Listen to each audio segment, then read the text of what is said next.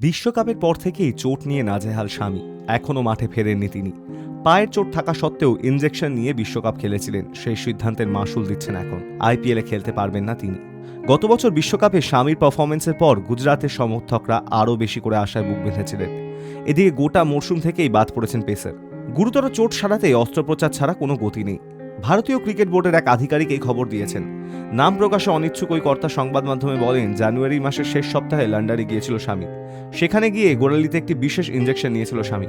তিনি আরও জানিয়েছেন, চিকিৎসকেরা জানিয়েছিলেন 3 সপ্তাহ পর থেকে ও দৌড়াতে পারবে, কিন্তু ইনজেকশন ঠিক মতন কাজ করেনি, ফলে অস্ত্রোপচার ছাড়া আর কোনো বিকল্প নেই। সেই আধিকারিকের থেকে জানা যায় খুব তাড়াতাড়ি লন্ডনে যাবেন শামি, তাই এবারের আইপিএলে খেলার কোনো প্রশ্নই নেই ওর। শামিকে নিয়ে কোনো ঝুঁকি নিতে চাইছে না ভারতীয় ক্রিকেট বোর্ড, তাই তাকে অস্ত্রোপচারের পরামর্শ দেওয়া হয়েছে। ওই আধিকারিক আরও বলেন, চোট পাওয়ার পরে শামির তখনই অস্ত্রোপচার করিয়ে নেওয়া উচিত ছিল, কারণ ইনজেকশন বা বিশ্রাম দীর্ঘমেয়াদী ফল দিতে পারে না।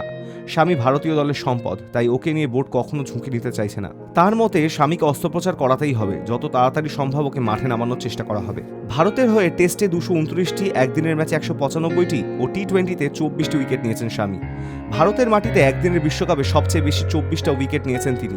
একটি বিশ্বকাপে ভারতীয় বোলারদের মধ্যে যা সর্বাধিক। ভারতীয় বোলারদের মধ্যে বিশ্বকাপে সর্বাধিক উইকেটও গিয়েছে তারই ঝুলিতে। এখন দেখার অপেক্ষা আবার কবে ভারতের জার্সি পরে মাঠে নামতে পারেন শামি। High news network.